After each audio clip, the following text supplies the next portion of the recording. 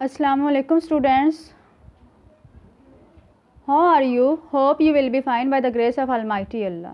Students, today the date is 11th September 2020 and the day is Friday. And today we will start past perfect tense. Active wise of past perfect tense. Before going to the tense, it is necessary for us to understand and learn the formation of this sentence. And in formation, first of all, we will identify the sentences in this tense. Clear? Urdu ID. Urdu ID means Urdu में फ़िक्रों की पहचान। तो उर्दू में फ़िक्रों की पहचान इनकी है उर्दू फ़िक्रात के आखिर में चुका था, चुकी थी, चुके थे या लिया थी, ली थी या लिए थे वगैरह आता है।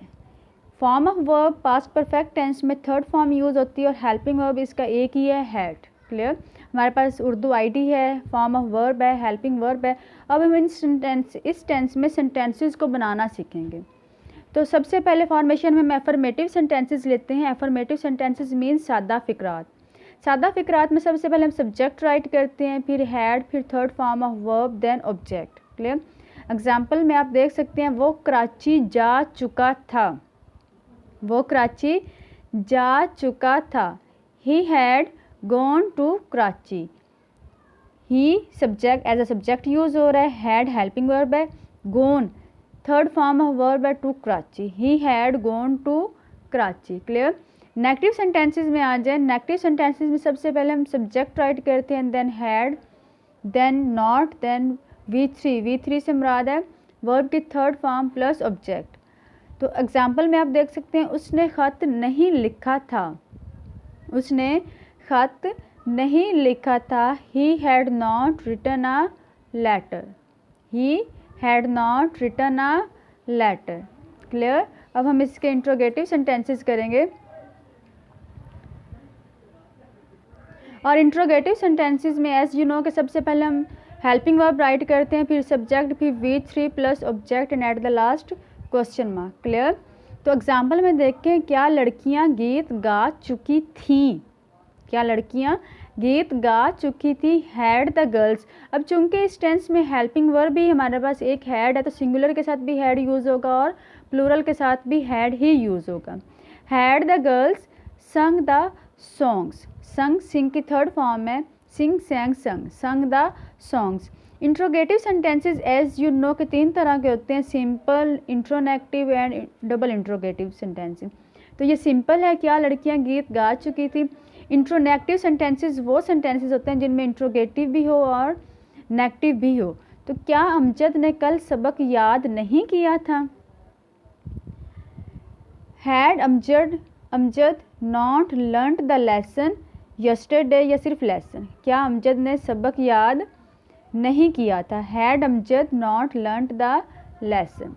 डबल इंट्रोगेटिव सेंटेंसेस में क्यों, कब, कैसे वाले फ़िक्रात आते हैं। दुकानदार ने दुकान क्यों सजा रखी थी। Why had the shopkeeper decorated the shop. क्यों के लिए हमने वाई यूज़ किया, why had the shopkeeper decorated the shop. Clear? तो ये फॉर्मेशन थी इनकी।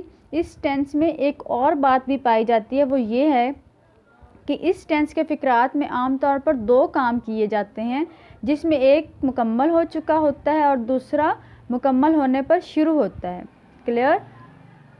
दो काम पाए जाते हैं, एक काम वो होता है जो मुकम्मल हुआ होता है और दूसरा काम शुरू हुआ होता है। तो जो काम मुकम्मल होता है उसमें पास्ट परफेक्ट टेंस यूज़ करते हैं और जो काम शुरू होता है उसमें पास्ट इंडेफिनिट टेंस यूज़ करते हैं। जी, तो एक पहले जैसे कि हम बात कर चुके हैं कि एक काम मुकम्मल होता है और एक शुरू होता है। जो मुकम्मल होता है उसमें पास्ट परफेक्ट टेंस लगाते हैं और जो स्टार्ट होता है उसमें पास्ट इंडेफिनिट टेंस लगाते हैं। तो इसमें एग्जांपल में देखें आप, डॉक्टर के आने से पहले मरीज़ मर चुका था। अब इसमें दो काम किए गए, एक तो डॉक्टर आया है और दूसरा काम क्या है, मरीज़ मर चुका था। एक ये काम है और एक ये काम है, ये दो काम किए गए हैं यहाँ पर। इसमें पहले कौन सा स्टार्ट हुआ है, पहले ख़त्म कौन सा हुआ है। तो पहले जो काम मुकम्मल हुआ है वो है मरीज़ मर चुका था। तो हमने इसको पास्ट परफेक्ट टेंस में करना है और इसको पास्ट इंडेफिनिट टेंस में करना है। क्लियर? तो पहले सबसे पहले इसको एक्सप्लेन करेंगे, ट्रांसलेट करेंगे। The patient had died, the patient had died, पहले के लिए हम बिफोर यूज़ करेंगे। The patient had died before, doctor के आने से पहले the doctor came, came is the second form of come. Clear? तो मीन्स कि ये पास्ट इंडेफिनेट है और ये पास्ट परफेक्ट टेंस है। ठीक है, ठीक है। तो इस तरह इस टेंस में अक्सर दो फिक्रात भी आते हैं इस टेंस के फिक्रात में, और कभी सिंपल सेंटेंसेस भी आ जाते हैं जो कि हम फॉर्मेशन में कर चुके हैं। ये दोनों तरह से सेंटेंसेस आ सकते हैं, दोनों तरह से आपको इसकी फॉर्मेशन आनी चाहिए ताकि अगर ये सेंटेंसेस आ जाएं तो आप इनको बना सकें, सॉल्व कर सकें। क्लियर? तो स्टूडेंट्स यही ट्रांसलेशन फॉर्मेशन जो है ये आपने अपने नीट नोटबुक्स पर लिखनी भी है और इसको प्रैक्टिस भी करना है, मीन्स कि याद भी करना है सेंटेंसेस की। क्लियर?